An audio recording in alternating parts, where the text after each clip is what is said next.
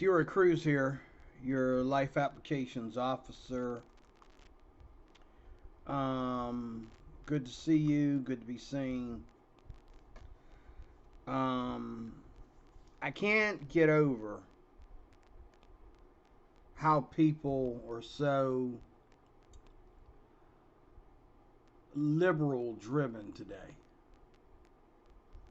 How people, they just take one thing and run with it, but really don't seek out all the truth that's in relation to that thing. Okay? For example, atheism. You know, like let's say atheism has a point because you can't find God, you can't prove God, you can't call him on the phone, you can't go up to the mountains, you can't go down to the bottom of the sea, you can't go to the moon, you can't go anywhere and find God the way you can find human beings. And so the atheists have a point. But when, like the people that come to my channel, um, how do you mix that with immorality? You say that morality is subjective, and you say that, you know, credit for good morals doesn't belong to God because we can be moral without God, but yet, I'm sorry, but you got to be more moral than homosexuality. You got to be more moral than transgenderism. That is, you know what I'm saying. You got to be. And I thought that I really did believe, like when I first started speculating, what atheists believe, I figured there would be more atheists that were anti-gay than there would be that were supporting gayism or practicing, LGBTQ, whatever. Okay, I thought that there would be less atheists because atheists want Christians to believe that they are more moral than us. Okay? But if you think that homosexuality in itself, taking its origin all the way back to the past and mixing that to what it's become today, which is worse, okay? If you think that's moral, I cannot take you seriously and I can't trust you to tell me the truth. If you think that you can change what killing babies is just by changing the definition of what pregnancy is, verbally and only verbally, science cannot lie to us on this. It is what it is. Biologically, it is what it is. If you think that just because you say it's not a baby,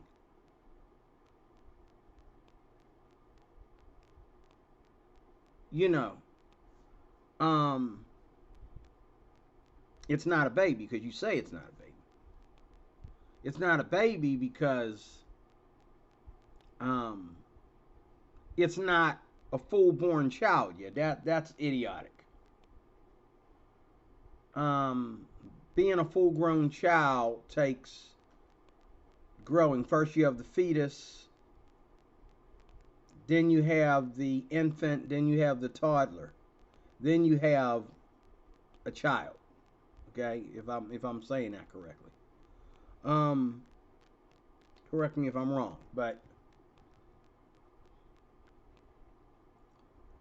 um, it's all a baby the minute that you are diagnosed. When the doctor tells you that you're pregnant, that means that you have a human life growing inside of you.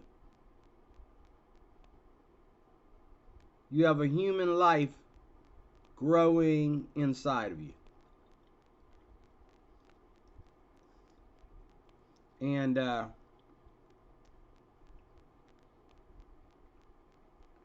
how can you rewrite that? How can you argue with that? How can you protest against that? Or redefine that even? How can you do that? I'm so glad that, I grew up in the, I'm so glad that my childhood was in a different era. I'm so glad my childhood was started in the early 80s.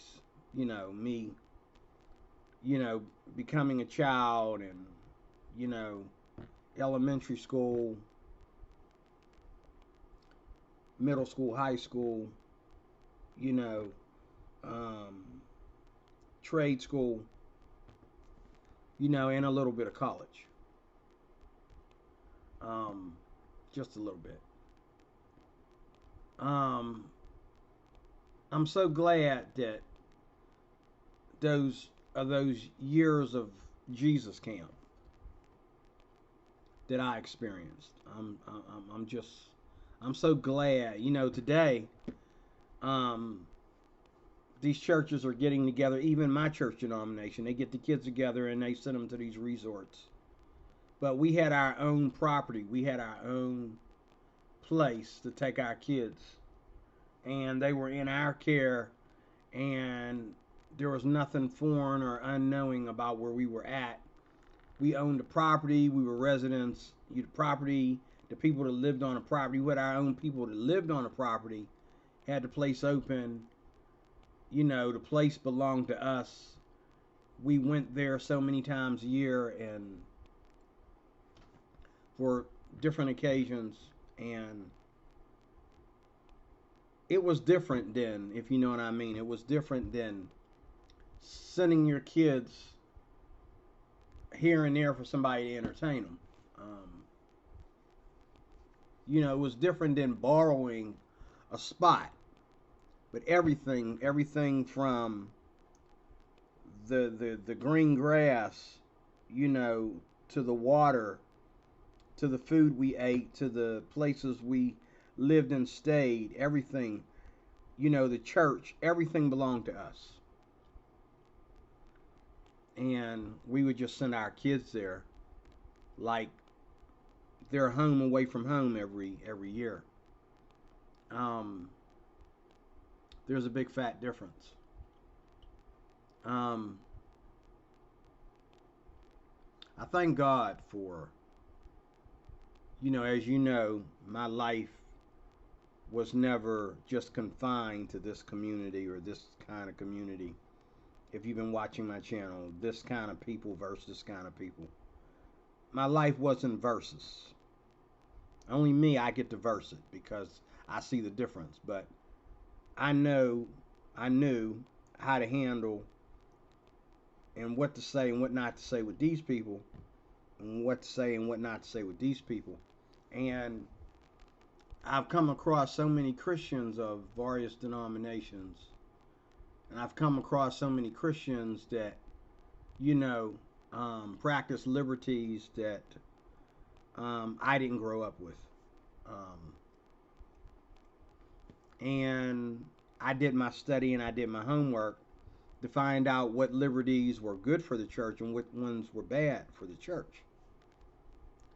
And this is what my channel is all about. When I step away from talking to the people of the world and start talking to Christians, I'm talking from the things that I researched and studied, and I know where Christians need to do better. I know where they need to step off of the wrong boat ride and get on the right one. They need to go in the right direction with things. They really do. But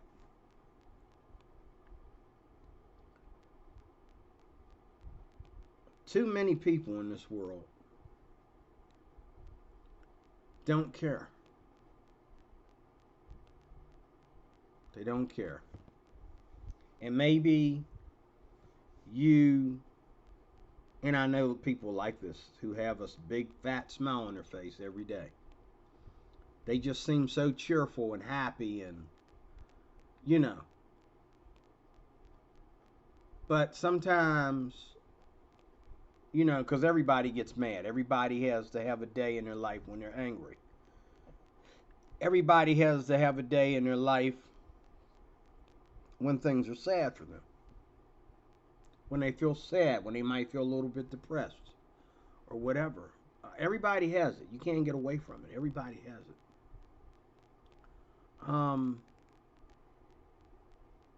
And, you know, you can fall into a situation where you become angry or really highly upset. And you have your response. And then, you know, you become highly upset. And, you know, really angry. And I'm trying to figure out a way to say it. But anyway, you can put yourself in a predicament just by getting angry or upset that will stick with you for the rest of your life. And most of us aren't very apologetic when we get upset with life. We're not very apologetic at all. And we tend to blame somebody that has nothing to do with us instead of blaming ourselves. Okay? This is why atheists blame the church. And this is why they left the church. Many of y'all claim that you was in the church. That's why you know the church is no good. What about me? It didn't work for you, but it worked for me. I went to church. I found out that a lot of people in my church were racist. They didn't like my white friends. They were racist. I'm still a Christian. And I still fellowship with those people. They're not just not the church I go to.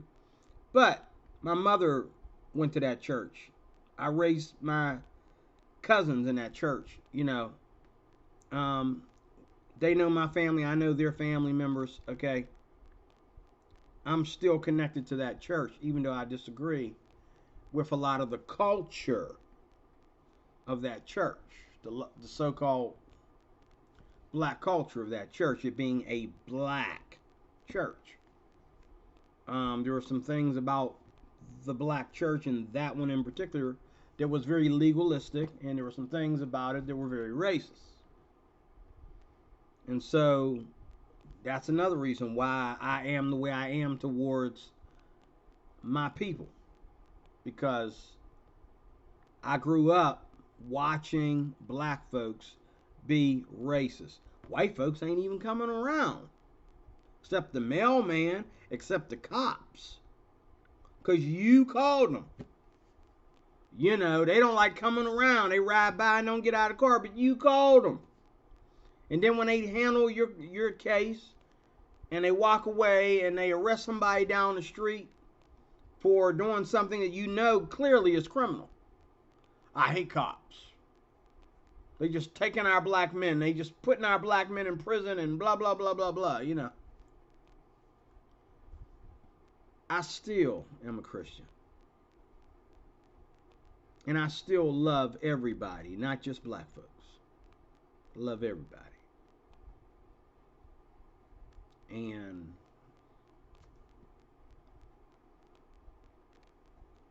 I just can't fathom, you know,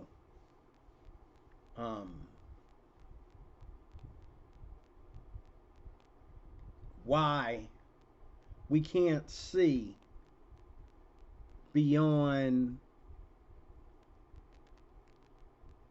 you know, the soil that we stand on every day. We can't see beyond our own house or our own car or our own school or our church or our friends or our wives or husbands or children. You know, anything that we love and we give an account to, we can't see beyond that.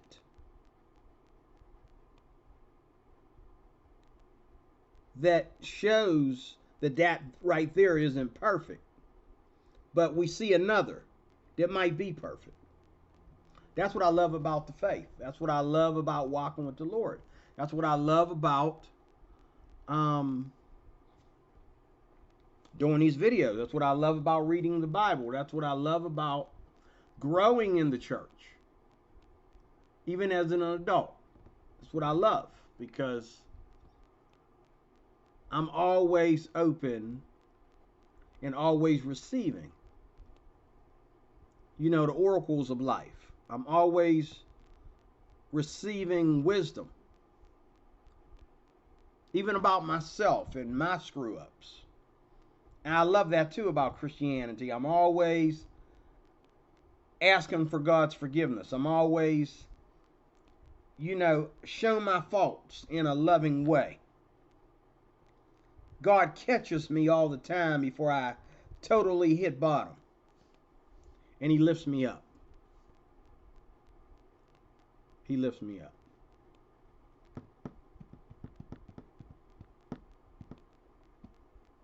Have I chosen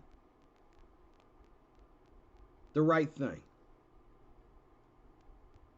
What would it benefit me? What are the things that atheists love to do that they hate Christians for? Well, they hate God, they hate Jesus, they don't believe in the Holy Spirit. They try to say that God don't exist, but just in case He does exist, He's an egotistical maniac, okay?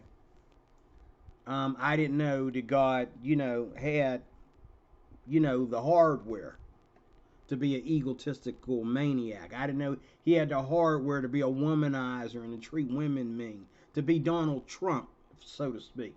I didn't know God had the hardware. The Bible don't say He has the hardware. It just refers to Him as a He. It doesn't say He has the hardware. He's not even human. He's so inhuman that no man can look at God and live. You say, oh, if I could see God and if God would show His face to me, I might believe in Him. If you were to see God, you would disintegrate. Is it decenerate or incinerate? You would demolish. You would burn up. Okay? You would. No man shall see God and live. Okay?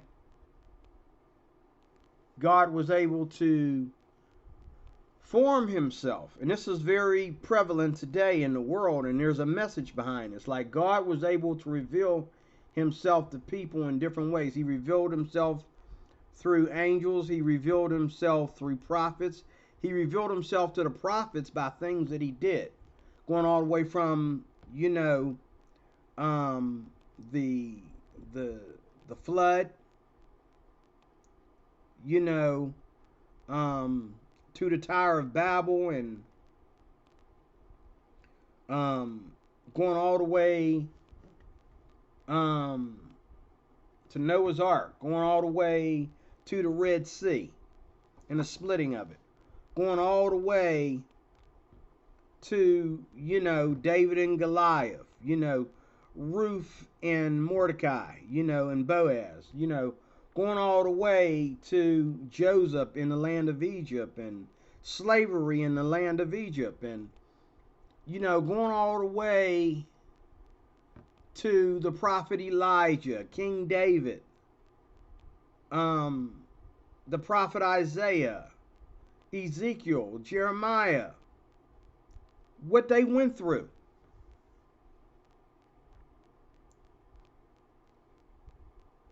What they went through, they really went through. And when people go through it today, you say, oh my God, but you mess with reality, you're going to get real results. You mess with reality, you're going to get real results. Whether it's the reality of a grizzly bear, a lion, okay? Whether it's the reality of, you know, um, a fiery pit, you know, the reality of gravity, the reality of childbearing, having a baby. Abortionists are really terrified. They don't mind having sex and letting that ruin their lives, but they're terrified at having a baby. You tamper with reality, you're going to get real results. The reason why homosexuals aren't getting great results, the reason why atheists aren't getting great results, they're just getting new ways of arguing, but they're not getting results. The reason why is because you have not really touched reality. To say that there is no God is not reality. It's just an argument. It's just an argument.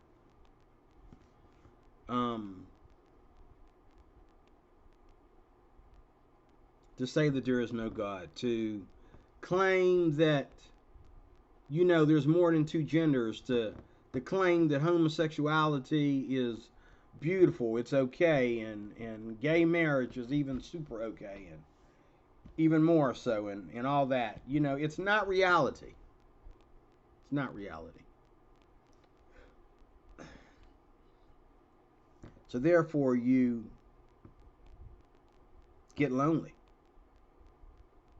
being LGBTQ. It's a very lonely place to be. I can see why you go to pride parades and pride gatherings, and you need more than one day or two out of the month. You need a whole week or 2 weeks out of the month, or so many weeks out of the year, however it is now. You just, you know, because you're not facing reality, so you're not getting the results that you want. It's kind of like meeting a woman and she's in no hurry, she's not thirsty, but you are.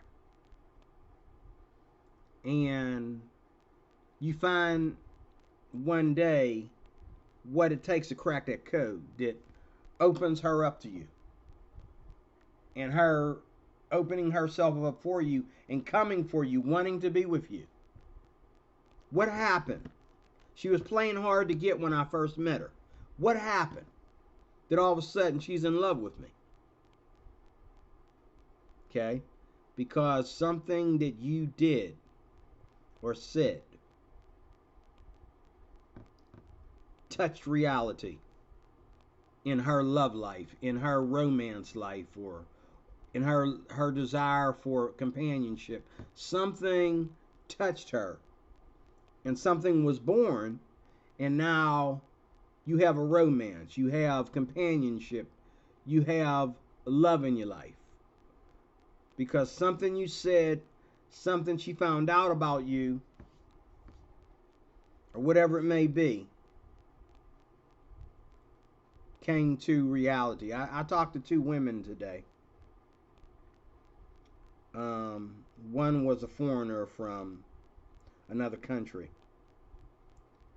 And I never BS with her, you know, I never BS with her before. And I saw her today, and a friend of mine was BSing with her. So, you know, I walked in the room and I sat down. I said, "What y'all talking about?" And she's always like BSing with me, but I don't think she ever took me seriously like she did today. And we talked, and this Christian thing is real, because some things, like every day of my life, I'm saying things, I'm doing things, and I know when it comes in relation to people, and I know that if I wasn't a Christian, I wouldn't care. If I wasn't Christian, it, you know, I would just be like everybody else, and be like, "Okay, lady, What's your story? There's nothing I can do for you. That would be number one. There's nothing I can do for you. Hopefully, there's nothing I can do for you. That way, I ain't got to worry about no entanglement the wrong way. But as a Christian, I don't care if someone takes me not serious enough or takes me too serious or whatever. But this woman really began to get comfortable with me. And, you know, I offered her things, she offered me things. Another woman today,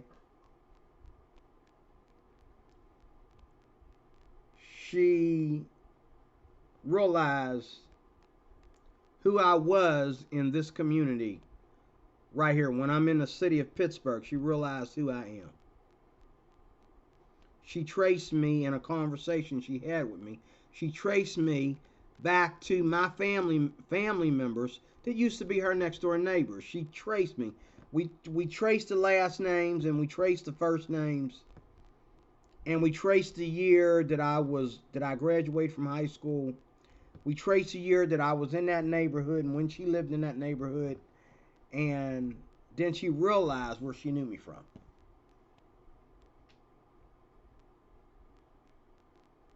And when I told her that I was a minister, she was shocked to find out that some of the people that she knew in relation to me, and didn't know that until tonight. But she realized, well, last night, she didn't realize what the connection was. Now she does. So she now also understands how I would call them Christians, how I would brag about our experience with the church coming up together. Okay? There's so much reality in following the Lord. You know, when you see the Christian, you see the preacher man, you see a model of something that you think is hilarious. You think it's funny. You think that it's not going anywhere. You know. But the reality is that it's the most truest thing ever. And you don't need to be, you know, we all look at people and we say, well, you know, I listen to rich people. I listen to black people. I listen to black people that got PhDs. I listen to white people. I listen to white people that are rich. I listen to slaves. Whether they be black, Spanish, or some other race, I like slaves to fill me in on what's going on. If you're not a victim, I don't really think that you know what you're talking about. But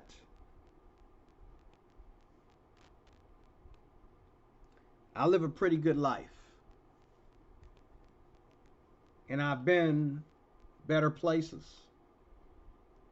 I've had more money. I've had more friends. But God has carried me.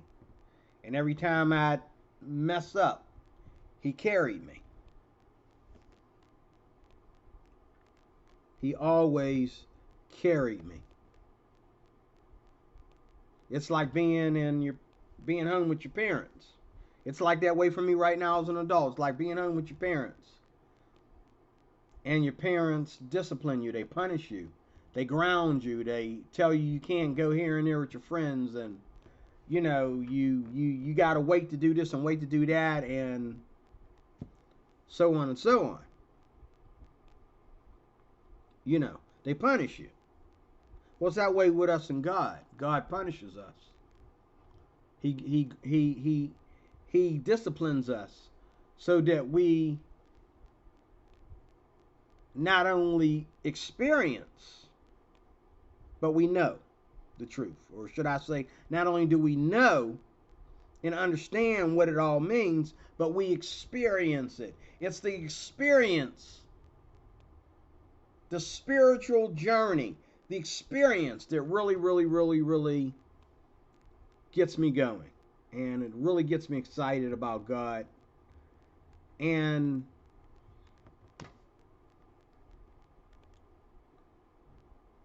I'm just glad that I grew up in a different era than we are now. I'm glad to know the Lord. I'm glad I know the Lord. Some people just know of the Lord. I know the Lord. And I can sense His presence, His Spirit. And I remember when I first backslid for the second or third time, and I couldn't feel anything. I knew up here in my conscience I was coming back because I understood my conscience. But I didn't feel anything. I didn't feel any love coming towards me or flowing out of me. I didn't feel a need to express myself to this or anything. But I went anyway, and it all came back getting with the men. And the men working out their marriageable problems, and the men working out their problems with their kids and all this stuff. And I began to get entangled with the men. And all these men had one thing in common. Jesus first and everything else takes a second nature. Jesus first and everything a backseat. Jesus first. And I did that. And the experience is almost, I can't explain it. It's, the love, as I said before, the love between us in that room. The love, the peace, the reconciliation. It's a better life. Everything that we do in the Christian realm is not about judging other people or being bigots. It's not about being stupid and holding ourselves back from anything that's good. Sure, you might hold yourself back from, let's say, some fantastic, wild and crazy sex with somebody's mama or somebody's daughter or somebody's, gay brother or gay sister. You may have an orgy, and it may be the best thing in your mind you've ever did. But out of all the things that you abstain from in your life, why can you not understand where abstinence is a part of sex, and that abstinence is a part of sexual enjoyment and pleasure? Abstinence. Abstinence. Even in marriage, sometimes we just got to abstain and then come together. And the Bible says it's even more of a consummation when you abstain and come back. You abstain when you need to, but you're always ready and willing to, you're men and women, strong in marriage, holy matrimony. Not, there's only one matrimony, and that's holy matrimony. But I've tasted and I've seen and studied that the Lord is good. And He is a rewarder of those that diligently seek Him. Amen and amen. Thank you for watching. D. Roy Cruz, your Life Applications Officer. Talk to you again soon with more.